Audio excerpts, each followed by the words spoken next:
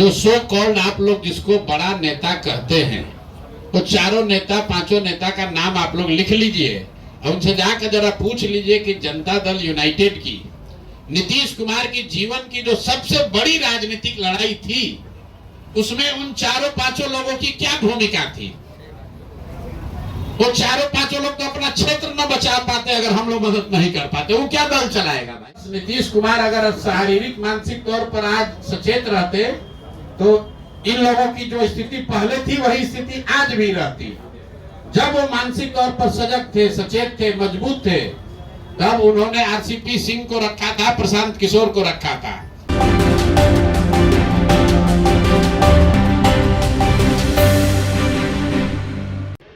आसपा पार्टी के प्रमुख आरसीपी सिंह ने थामा प्रशांत किशोर की पार्टी जनसुराज का दामन।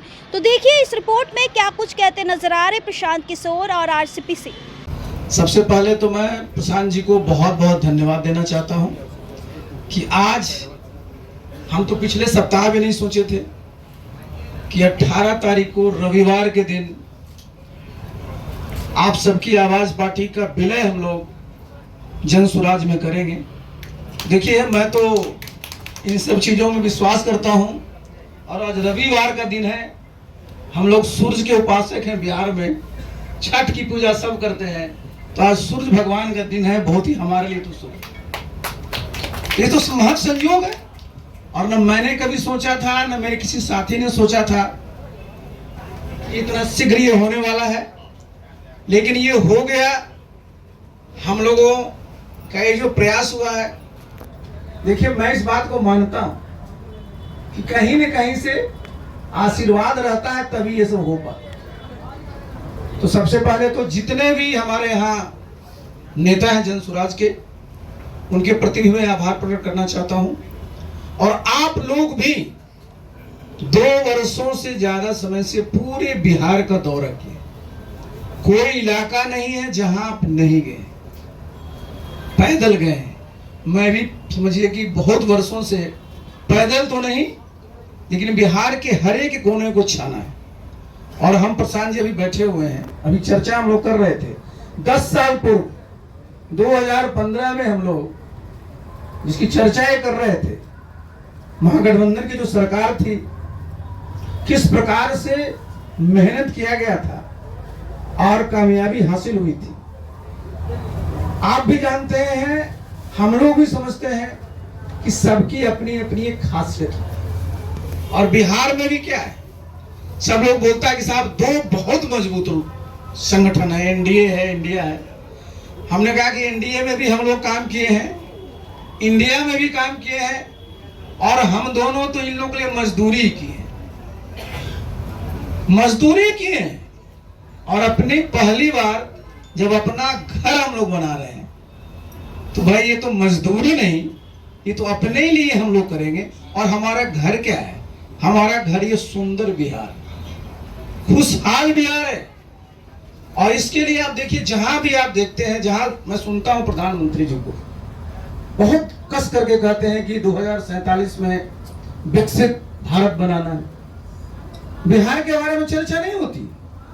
बिहार में कहीं आप लिखा रहेगा विकसित बिहार, लेकिन जितने भी पैमाने हैं, जितने भी मानक हैं, अगर देखिएगा बहुत बहुत पीछे हैं। मैं एक बार नहीं, मैं कई बार मीडिया साथियों के सामने कर रहा हूं, मैं रिपीटिंग करने के बावजूद भी मैं कर रहा हूं कि आप देखिए किसी भी प्रदेश के प्रति व्यक्ति आए, भाई भारतवर्ष में करीब करीब 2 लाख रुपया है, बिहार में आज भी 60,000 नहीं पार कर पाया। और 2047 में जब राष्ट्रीय आय 15-16 लाख हो जाएगी, तो अगर यही स्पीड रहा तो बिहार उस समय भी 3-4 लाख पर रहेगा। तो जरूरी किस बात की, जिसकी चर्चा प्रशांत जी कर रहे थे कि भाई वो बिहार, यहाँ क्या होता है, सब लोगों को डिमोरलाइज किया जाता है कि बिहार में कुछ नहीं है। क्या बोलते थे कि यहाँ बालू है, फिर एक नाम ले लेते, मैं नाम नहीं लूंगा, और फिर कहते थे आलू। मतलब कहीं यहाँ कोई खनिज संपदा है ही नहीं।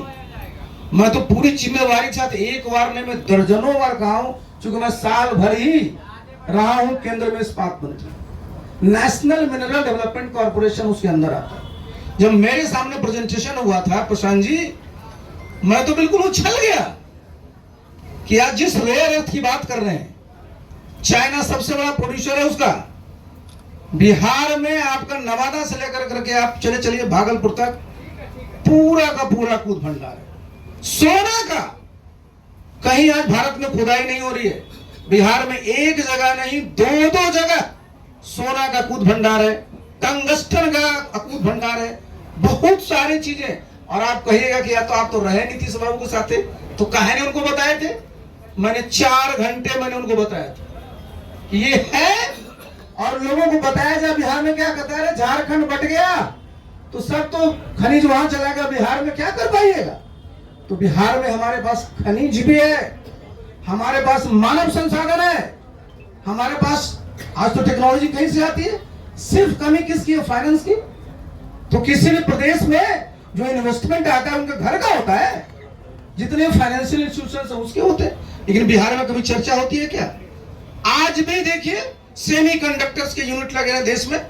पहले बिहार चूक गया, हमारा कोयला था, अब कारखाना का आपने लगा दिया। आज सेमी कंडक्टर आईटी का भी लगना है, तो बिहार कहीं नहीं है साहब। कभी बिहार के किसी भी नेता को हमने कहा था, मुख्यमंत्री को चिट्ठी लिखी आप प्रधानमंत्री जी को कि भाई आपके गुजरात में 2 और 5 बना लीजिए, हमको चिंता नहीं है।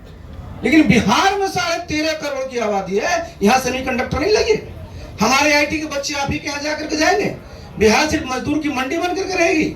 तो देखिए, मैंने प्रशांत जी को भी देखा। अब मुझे सबसे अच्छा क्या लगता था, मैं रोज घूमते रहता हूँ बिहार के जिस कोने पर जाइए, प्रशांत जी सबसे अच्छा है कि सब जगह लिखा हुआ है कि जब ये सरकार बनेगी तो 5 चीजें तुरंत मिल जाएगी।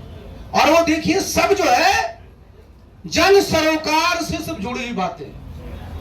तो प्रशांत जी का अपना अनुभव है, एक स्ट्रेटजी है, सोच है।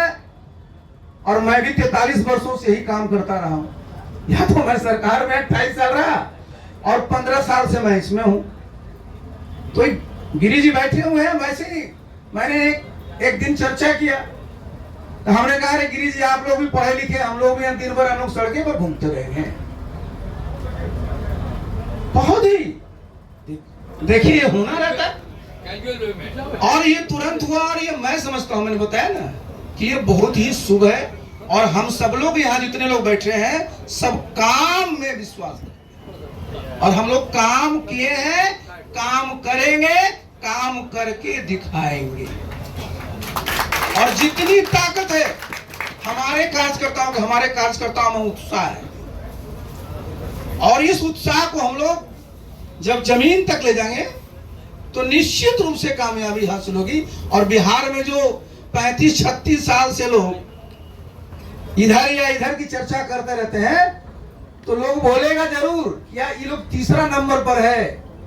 लेकिन देखिए, परीक्षा जब हम दे रहे हैं ना, तो तीसरा नंबर पर जरूर है, रिजल्ट निकलेगा तो जो हमेशा टॉप किए हैं फिर टॉप किए।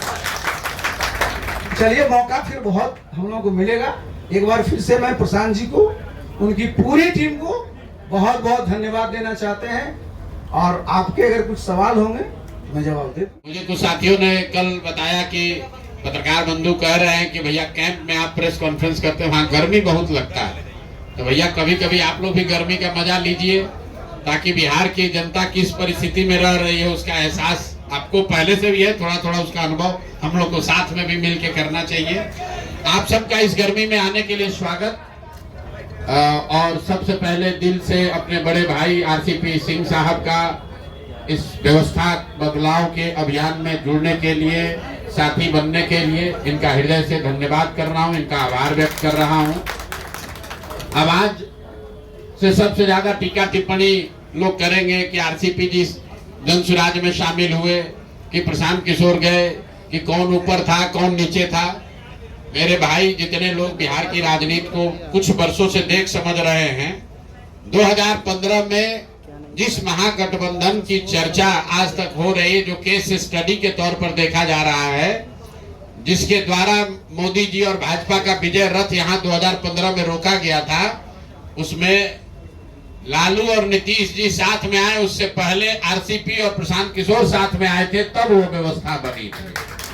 तो इसको मैं उसी संदर्भ में देखता हूं। इनका लंबा प्रशासनिक और राजनीतिक अनुभव है।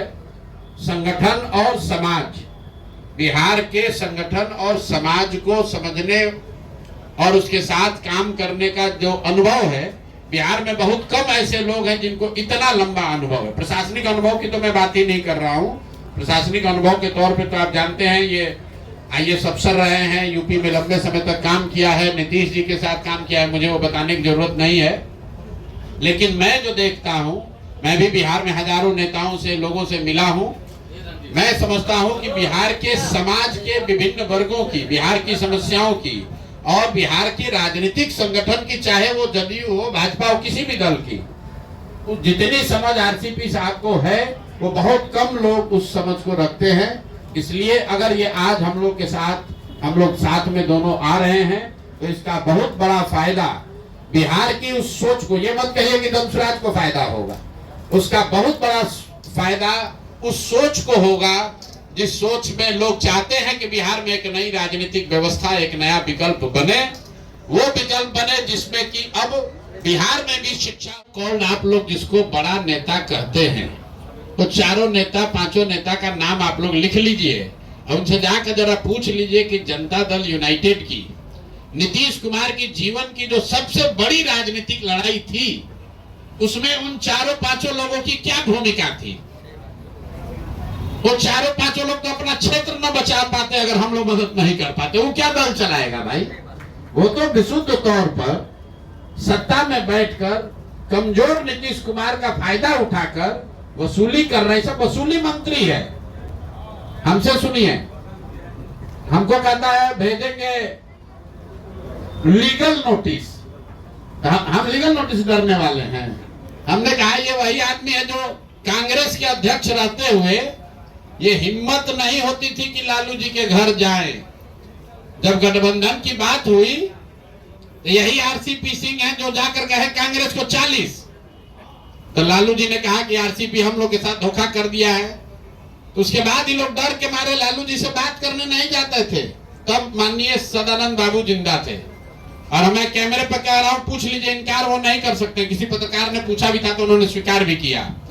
ये दोनों लोग, सदानंद बाबू और तब के कांग्रेस के अध्यक्ष, ये आकर हमारे कमरे में बैठे रहते थे कि प्रशांत जी, लालू जी से आप बात कीजिए। हम लोग जाते हैं, बड़ा बेइज्जत करते हैं हमको, और ये हम लोग को राजनीति सिखाएंगे। मेरे भाई, बस नीतीश कुमार अगर शारीरिक मानसिक तौर पर आज सचेत रहते तो इन लोगों की जो स्थिति पहले थी वही स्थिति आज भी रहती। जब वो मानसिक तौर पर सजग थे, सचेत थे, मजबूत थे, तब उन्होंने RCP सिंह को रखा था, प्रशांत किशोर को रखा था। जब वो शारीरिक मानसिक तौर पर आज कमजोर पड़ गए हैं, तो जो 4-5 लोग हैं वो सब वो गिद्ध हैं जो अब उनको नोच रहे हैं। उनकी गरिमा, उनका लेगेसी, जो कुछ भी नीतीश कुमार के बारे में बिहार के इतिहास में लिखा जाता अच्छा, वो आज गलत लिखा जाएगा। अगर नीतीश बाबू आज से 3 बरस पहले पद छोड़ दिए होते तो बिहार की जनता, आने वाली कई पीढ़ियों तक लोग उस आदमी को याद करता कि नहीं, कुछ भी हो, नीतीश कुमार ने बिहार को सुधारने के लिए कुछ किया है। लेकिन आज जब उनका पद छूटेगा तो लोग ये लिखेंगे कि ये वही नीतीश कुमार है जहां अधिकारियों का जंगल राज हो गया। ये वही नीतीश कुमार है जहां लोगों ने सबसे भ्रष्ट सरकार देखी। ये वही नीतीश कुमार है जहां 4 लोगों ने टिकट बेचा। इसमें कौन है जो कार्यकर्ता को जानता है? अभी आप लोग जाइएगा इस प्रेस कॉन्फ्रेंस के बाद, आज जो नीतीश कुमार का 4 सबसे बड़ा राजनीतिक सिपह सलार अभी बना हुआ है, उससे पूछिएगा कि जदयू का जितना जिला अध्यक्ष है उसका खाली अध्यक्ष का नाम बता दो बिना कागज देखे कि देखिए RCP बाबू हंस रहे हैं। अरे सब तो कार्यकर्ता का छोड़िए, अध्यक्ष का नाम नहीं जानता है। नीतीश जी का बना लोगों ने मेहनत किया है, बैठ के मलाई मार रहे हैं। तो आपने RCP सिंह को सुना, साथ ही साथ प्रशांत किशोर को भी सुना। जी हाँ, आज आशा पार्टी के प्रमुख RCP सिंह ने प्रशांत किशोर की पार्टी का दामन थामा है, और साथ ही साथ बिहार की भविष्य को लेकर जो इस वक्त बिहार में मुख्यमंत्री नीतीश कुमार ने इसे गर्व बना दिया है, जिसे आगे बढ़ाने को लेकर दोनों ने संकल्प ले लिया है। फिलहाल इस खबर में इतना ही। देखते रहिए रब्जी लाइव न्यूज़। बहुत बहुत शुक्रिया।